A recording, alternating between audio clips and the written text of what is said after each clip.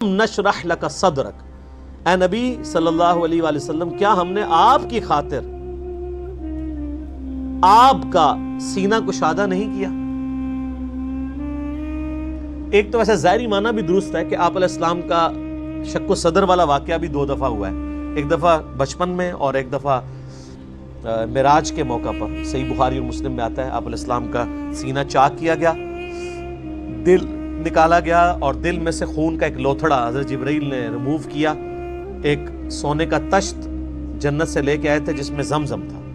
آپ زمزم کی امپورٹنس دیکھیں کہ برتن سونے کا جنت سے آیا ہے لیکن پانی جس میں حضور کا دل دھویا گیا ہے وہ زمزم ہی ہے۔ پوائنٹ ٹو بی نوٹڈ، جنت سے پانی نہیں آیا، یہ زمزم کا پانی۔ پھر آپ علیہ السلام کا سینہ مبارک سی دیا گیا اور صحابہ کہتے ہیں ہم نے سلائی کے نشان آپ کے جسم پہ دیکھے ہیں۔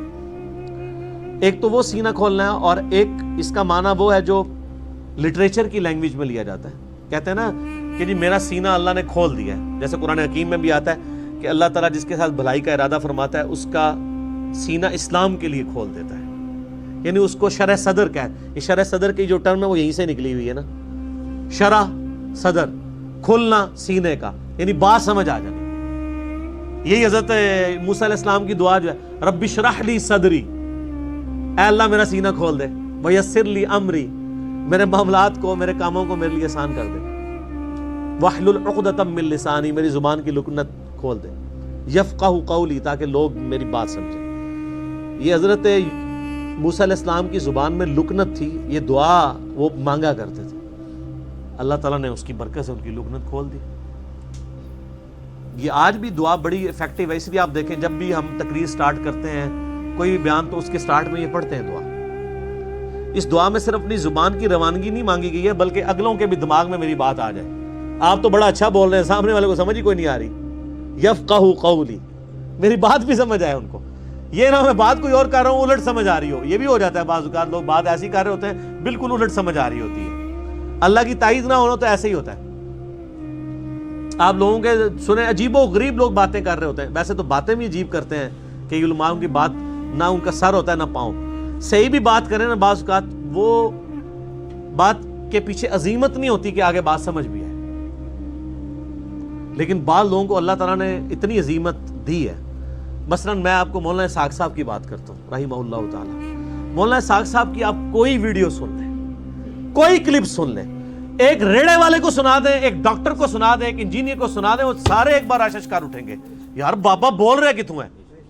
یہ اللہ کی عظیمت ہے ان کے ساتھ کہ ان کی بات سمجھ آتی ہے۔ ایسے وہ جناب ایک ایک جملہ لگتا ہے، یہ تو بندہ یعنی دیکھ کے بھی پڑھے نا تو اس طرح کے الفاظ کا چناؤ نہیں ہوگا وہ جو فی البدی بولتے تھے، چاہے وہ پنجابی بول رہے ہو یا اردو بول رہے ہو۔ یہ اللہ کی عظیمت ہوتی ہے، تو اس لیے یہ دعا مانگی جاتی ہے کہ اللہ میرا بھی سینہ کھول دے، میری زبان کی لکنت بھی کھول دے تاکہ میری بات لوگوں کو سمجھ آئے۔ اور یہ جن لوگوں کی زبان میں لکنت ہے نا، فزیکل لکنت موجود ہے، ان کے لیے بھی یہ دعا بڑی افیکٹو ہے۔ رب اشرح لی صدری ویسر لی امری واحلل عقدۃ من لسانی یفقہوا قولی، یہ سورہ طٰہٰ کی شروع کی آیات ہے۔ ڈاکٹر ذاکر تو نبی علیہ السلام کے لیے بھی آیا کہ ہم نے آپ کا سینہ نہیں کھول دیا۔ وَوَضَعْنَا عَنْكَ وِزْرَكَ، اور ہم نے آپ سے بھاری بوجھ اتار دیا، الذی انقض ظہرک، وہ بوجھ جس نے آپ کی پیٹھ کو بوجھل کر رکھا تھا۔ وہ بوجھ کون سا ہے؟ دعوت و تبلیغ کا۔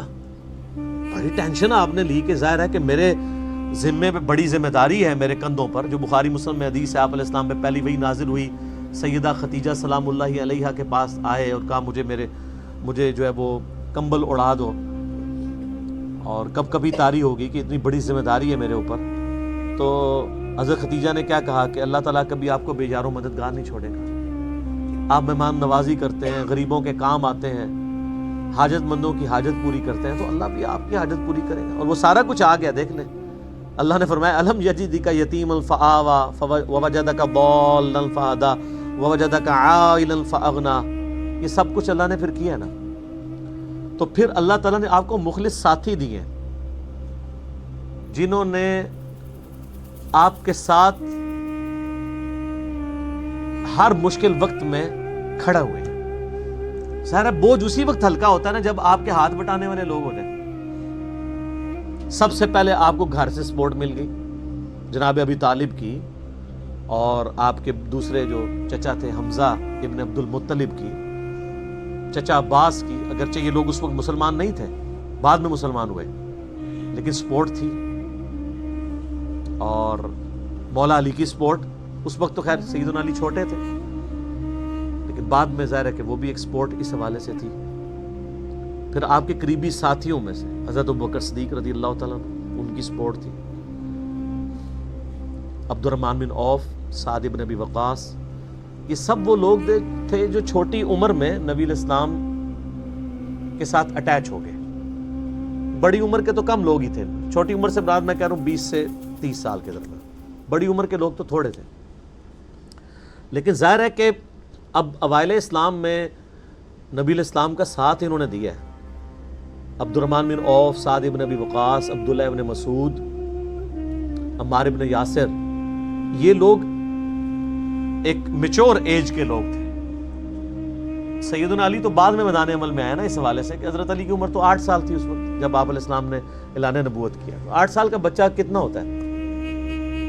ہاں تا وقت کے 14-15 سال، عرب میں 14-15 سال میں ایک جوان مرد بن جاتا تھا. لیکن وہ شروع کے 5-6 سال آپ کے پیچھے پشت پناہ کون لوگ تھے؟ آپ کے چچا تھے، آپ کے قریبی رشتہ دار تھے، بنو ہاشم تھے، اور یہ وہ لوگ تھے جو نبی علیہ السلام کا ساتھ دیتے تھے. تو آہستہ آہستہ اللہ تعالیٰ نے پھر بوجھ ہلکا کیا، حتیٰ کہ آپ دیکھ لیں حجۃ الوداع کے موقع پر آپ علیہ السلام کے سامنے ہزاروں لوگ موجود تھے، اور آپ نے ان کو پھر گواہ کیا کہ میں نے اللہ کا پیغام تم تک پہنچا دیا ہے. اب یہ تمہاری ذمہ داری ہے. بخاری مسلم میں آتا ہے جو یوم النہر کا خطبہ ہے اور یوم عرفہ کا خطبہ، کہ تم اس پیغام کو دوسروں تک پہنچانا. سب نے تصدیق کی کہ آپ نے پیغام پہنچایا. تو پھر نبی علیہ السلام نے 3 دفعہ یوں آسمان کی طرف انگلی اٹھا کے کہا اللہم اشہد اللہم اشہد اللہم اشہد، اے اللہ گواہ رہنا گواہ رہنا گواہ رہنا کہ میں نے اپنے کندھوں پہ جو بوجھ تھا وہ اپنی امت کو ٹرانسفر کر دیا. سر پھر امت نے بھی تو حق ادا کیا ہے نا. اسلام تو عرب کی سرزمین تک تھا، لیکن آپ علیہ السلام کی وفات کے بعد پھر جس پیشن کے ساتھ صحابہ کرام نے اس دین کو پوری دنیا تک پہنچایا، ودن فیو ایئرز کتنی بڑی چینج آئی ہے. پورے یعنی پیشن کے ساتھ، حالات و واقعات فیوریبل بھی نہیں تھے، عرب کے قبائل بھی مرتد ہو گئے تھے، پھر بھی اس دعوت کو لے کے اٹھے ہیں. اور کس طریقے سے رومن اور پرشین امپائر جو ہے وہ روندی گئی ہیں بڑے لمیٹڈ ریسورسز کے ساتھ، اتنی بڑی بڑی سپر پاورز. وَرَفَعْنَا لَكَ ذِكْرَكَ، اور اے نبی ہم نے آپ کی خاطر آپ کے ذکر کو بلند کر دیا. کیسا بلند ہوا ہے؟ دنیا میں کوئی جگہ ایسی نہیں ہے، کوئی وقت ایسا نہیں ہے کہ جہاں پر اللہ کے ذکر کے ساتھ نبی علیہ السلام کا ذکر اذان کی شکل میں نہ ہو رہا ہو، نماز میں درود شریف نہ پڑھا جا رہا ہو. پوری نماز ہی آپ علیہ السلام کا بھی ذکر ہے. جب آپ کہتے ہیں اہدنا الصراط المستقیم، تو صراط المستقیم کون سا ہے؟ نبی صلی اللہ علیہ وسلم کا راستہ. درود شریف میں تو ڈائریکٹ آپ علیہ السلام کا نام آ جاتا ہے، اس کے علاوہ بھی ہر وقت آپ علیہ السلام کا ذکر ہے. تو اس کے اوپر میں پیچھے چکے گفتگو کر چکا ہوں. وَلَلْآخِرَةُ خَيْرٌ لَكَ مِنَ الْأُولَى، آپ علیہ السلام کا ہر آنے والا لمحہ گزرے ہوئے سے بہتر ہے. اس کانٹیکسٹ میں نے ساری گفتگو کر لی ہے. اس آیت کو بھی اس کے ساتھ آپ جوڑ لیں، وَرَفَعْنَا لَكَ ذِكْرَكَ، ہم نے آپ کی خاطر، یعنی آپ کے ساتھ جو اللہ کی محبت ہے، کہتا ہے نا میں نے تیری خاطر یہ کام کیا. یہ الفاظ بڑے غور طلب ہیں. ایک تو یہ بھی ہو سکتا تھا کہ اے نبی ہم نے آپ کا ذکر بلند کیا، نہیں، وَرَفَعْنَا لَكَ، ہم نے بلند کیا تیری خاطر تیرا ذکر، یعنی جو تیرا اور میرا تعلق ہے اس تعلق کی وجہ سے ہم نے آپ کے ذکر کو بلند کیا. سورہ النساء میں بھی آتا ہے نا، اے نبی مجھے تیرے رب ہونے کی قسم، یہ اس وقت تک مؤمن نہیں ہوں گے جب تک کہ ہر فیصلے میں تمہیں حاکم نہ مان لیں اور پھر دل سے اس کو تسلیم بھی کر لیں. یہ نہیں ہے کہ اوپر سے صرف فیصلہ مانے، دل میں بھی اگر حرج پائیں گے نا تو مومن نہیں ہوں گے. وَيُسَلِّمُ تَسْلِيمًا، سر تسلیم آپ کے سامنے خم نہ کرتے جاتے. فَإِنَّ مَعَ الْعُسْرِ يُسْرًا إِنَّ مَعَ الْعُسْرِ يُسْرًا، پس ہر مشکل کے ساتھ آسانی ہے، بے شک ہر مشکل کے ساتھ آسانی ہے. ایک ہی آیت کو 2 دفعہ ریپیٹ کیا، یہ بڑی اہم ترین آیت ہے. ہر مشکل کے ساتھ آسانی ہے. ایک معنی اس کا یہ ہے کہ مشکل آئے گی چلی جائے گی، پھر آسانی کا وقت بھی آ جائے گا۔ دیکھیں نا، ایک وہ وقت تھا کہ آپ علیہ السلام رات کے اندھیرے میں مولا علی علیہ السلام کو اپنے بسترے پر لٹا کر امانتیں سپرد کر کے جا رہے ہیں حضرت ابوبکر کو ساتھ لے کر غار ثور میں، پھر اس سے آگے۔ اس وقت آپ علیہ السلام نے کیا کچھ آپ کے دل پہ خیال آ رہا ہوگا کہ میری قوم نے مجھے اس طریقے سے نکال دیا، لیکن اللہ تعالیٰ نے اسی قوم کی طرف فاتح بنا کر آلموسٹ 8 سالوں کے بعد آپ کو مکے کے اندر انٹر کروایا۔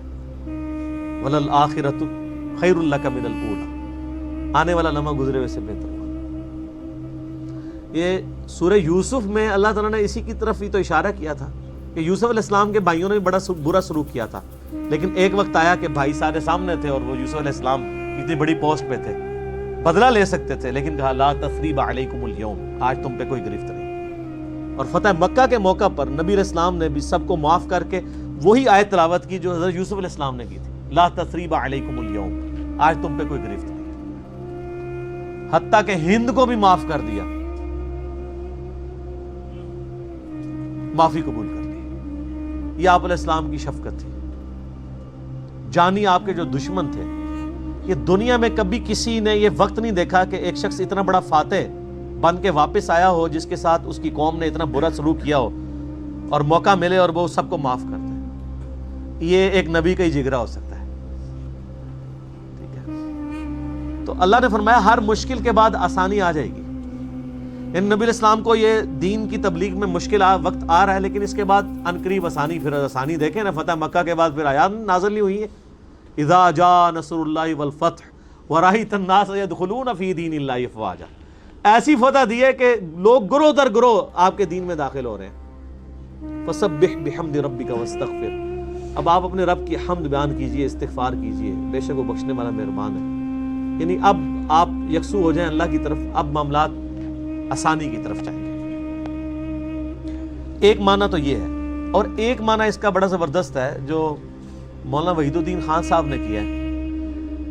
وہ کہتے ہیں کہ یہ جو ان مع العسر یسرا ان مع العسر یسرا، یہ جو 2 دفعہ ریپیٹ ہوئی ہے بات، اس کا معنی یہ بھی ہے کہ ہر مشکل کے ساتھ آسانی بھی جڑی ہوئی ہے۔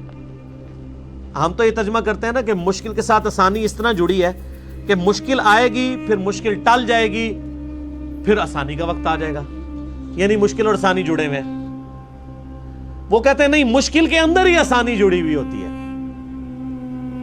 کہ مشکل جب آپ گزار رہے ہوتے ہیں نا، اس کے ساتھ آپ کے لیے آسانی بھی چل رہی ہوتی ہے۔ مشکلیں پڑی اتنی کہ آسان ہو گئی، اللہ تعالیٰ صبر دیتا ہے۔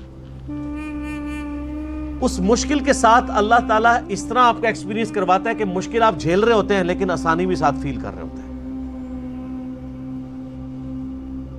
جس طرح کہ غزوہ بدر کے موقع پر ہوا، اللہ تعالیٰ نے مسلمانوں پہ اونگ طاری کر دی، مشکل وقت تھا، ریسورسز کم تھے، خطرہ تھا، خطرے میں کہاں نیند آتی ہے؟ حتیٰ کہ بخاری مسلم میں آتا ہے، صحابہ کرام کہتے ہیں ہماری ہاتھوں سے تلواریں بھی چھوٹ جاتی تھی، ایسی نیند کا غلبہ۔ نیند آ جائے تو یہ تو اللہ کی طرف سے ایک امن کی نشانی ہوتی ہے، تھکاوٹ اتر جاتی ہے۔ پھر غزوہ احد کے موقع پر کیسی آئی؟ قرآن میں اللہ تعالیٰ فرماتا ہے کہ ہم نے تمہیں غم پر غم دیا۔ نبی علیہ السلام کی وفات کی خبر مشہور ہوگی، افواہ، تو جو لوگ زخمی بھی تھے ان کو اپنی تکلیف بھول گئی حضور علیہ السلام کے غم کی وجہ سے۔ تو مشکلیں پڑی اتنی کہ آسان ہو گئی۔ مشکل کے دوران بھی اگر آپ اللہ کی طرف توجہ رکھیں، ان اللہ مع الصابرین، اللہ صبر کرنے والوں کے ساتھ ہے، تو اس کے اندر بھی آسانی چھپی ہوئی ہوتی ہے۔ اور مسلمان کی مشکل میں آسانی یہی ہے کہ آپ کا اللہ کے اوپر یقین ہو کہ یہ تکلیف اللہ کی طرف سے آئی ہے، اللہ ہی کی طرف لوٹ جائے گی۔ تو ہم یہی تو کہتے ہیں انا للہ و انا الیہ راجعون۔ صحیح مسلم میں حدیث ہے، ام سلمہ کہتی ہیں کہ میں نے نبی علیہ السلام سے یہ حدیث سنی تھی کہ جو شخص مشکل اور پریشانی میں یہ دعا پڑھ لے، انا للہ و انا الیہ راجعون، بے شک ہم بھی اللہ کی طرف سے ہیں، ہم نے بھی اللہ کی طرف چلے جانا ہے، یہ تکلیف بھی اللہ کی طرف سے ہے، یہ اللہ کی طرف چلے گی۔ اللہم اجرنی فی مصیبتی، اے اللہ مجھے اس مصیبت میں اجر دے، وَأَخْلِفْ لِي خَيْرًا مِنْهَا، اور تو بہتر خلیفہ بن جا میرے لیے، اس کے لیے اس سے بہتر نعم البدل میرے لیے کر دے۔ تو کہتی ہیں کہ میرا خاوند جب ابو سلمہ فوت ہوا تو میں نے یہ دعا پڑھ لی، اور پھر میں سوچتی تھی کہ ابو سلمہ جیسا تو کوئی صحابی نہیں ہے حضور کے اصحاب میں سے، تو مجھے اس سے بہتر خاوند کیسے ملے گا؟ تو جب میری عدت پوری ہوئی تو نبی صلی اللہ علیہ وسلم نے پیغام نکاح بھجوا دیا، تو مجھے دعا کا اجر دنیا میں مل گیا۔ اور ام سلمہ حضور کی وہ بیوی ہیں جو سب سے آخر میں فوت ہوئی ہیں، واقعہ کربلا کے بھی 2 سال بعد فوت ہوئی ہیں، یہ اس وقت تک زندہ تھی ام سلمہ سلام اللہ علیہا ورضی اللہ تعالی عنہا وعلیہ السلام۔ تو یہ دعا آپ یاد رکھیں، میرے یوٹیوب پہ کلپ ہے، مصیبت کی خبر کو خوشی میں بدلنے والی دعا، اللہ تعالیٰ بہتر نعم البدل دے دے گا۔ پھر سورہ حدید کی جو آیت نمبر 21 اور 22 ہے، اس میں اللہ تعالیٰ فرماتا ہے کہ تمہاری جان میں کوئی مصیبت نازل ہوتی ہے یا زمین میں، چاہے وہ سیلاب کی شکل میں ہو، طاعون کے مرض کی شکل میں ہو، کوئی وبا کی شکل میں ہو، زلزلے کی شکل میں، یہ ساری تکلیف تمہاری جانوں پہ جو آتی ہیں یا اوورال انسانیت کے اوپر، یہ ہم نے تکلیفیں آنے سے پہلے ہی لوح محفوظ میں لکھ لی ہیں، تاکہ جو تکلیف تمہیں پہنچے تم اس پہ غم نہ کھاؤ، اور جو تمہیں نعمت ملے اس کے اوپر شیخی نہ بگاڑو۔ تکلیف کا آنا اور اللہ کی طرف سے خوشی کا آنا یہ ڈیسٹنی میں مقرر ہے، تقدیر میں لکھا ہوا ہے۔ جب تقدیر میں لکھا ہوا ہے اور یہ آنا ہے، وَلَنَبْلُوَنَّكُمْ بِشَيْءٍ مِّنَ الْخَوْفِ وَالْجُوعِ وَنَقْصٍ مِّنَ الْأَمْوَالِ وَالْأَنفُسِ وَالثَّمَرَاتِ، ہم تمہیں ضرور آزمائیں گے تھوڑے سے خوف سے، بھوک سے، جان اور مال میں نقص سے۔ پھر دیکھیں گے اہل ایمان کون ہیں جو کہتے ہیں کہ اِنَّا لِلَّهِ وَإِنَّا إِلَيْهِ راجعون۔ تو اللہ نے آزمانا ضرور ہے، لیکن مسلمان کی روش یہ ہے کہ وہ اللہ کی طرف رجوع، اور ہمارے پاس اور کوئی چارہ بھی نہیں ہے، خدا ہماری ضرورت ہے، خدا نہ ہو تو ہم اپنی تکلیف بھی نہیں کاٹ سکتے۔ الٹیمیٹلی تکلیف کے اوپر آپ کیا کہتے ہیں؟ جو اللہ کی مرضی۔ لیکن یہ تکلیف کے شروع میں ہی کہنا چاہیے، واہ ویلا کرنے کے بعد نہیں، کیونکہ نبی علیہ السلام فرمایا صبر وہ ہے جو صدمے کے آغاز میں کیا جائے۔ صحیح بخاری میں حدیث ہے، آپ علیہ السلام ایک قبر کے پاس سے گزرے اور آپ نے دیکھا کہ اس قبر پہ بیٹھی ہوئی ایک عورت رو رہی ہے، اور ذرا وہ بلند آواز سے چیخو پکار کر رہی تھی، تو آپ علیہ السلام نے فرمایا صبر کر۔ تو اس نے دیکھا نہیں ہے کہ آپ صلی اللہ علیہ وسلم تھے، پیچھے آپ کھڑے تھے، تو اس نے آگے سے کہا کہ بھئی اگر تم پہ تکلیف آئی ہوتی تو پھر میں دیکھتی۔ ظاہر ہے ایک نیچرل جواب تو یہی بنتا تھا، تو آپ علیہ السلام نے کوئی جواب نہیں دیا، آپ علیہ السلام وہاں سے چلے گئے۔ تو بعد میں صحابہ نے بتایا کہ وہ تو اللہ کے نبی تھے، تو عورت کو تو اب وہ اس مردے کی بجائے اپنے ایمان کی ٹینشن پڑ گئی، وہ حضور کے پاس آئی، یا رسول اللہ مجھے تو پتہ ہی نہیں تھا، تو اچھا آپ نے اگر کہا تو میں اب صبر کر لیتی ہوں۔ تو آپ علیہ السلام فرمایا صبر تو صدمے کے آغاز میں ہوتا ہے، پورا غصہ اتارنے کے بعد، واہ ویلا کرنے کے بعد کہنا میں صبر کر لیتی ہوں، تو یہ صبر تو نہیں ہوتا۔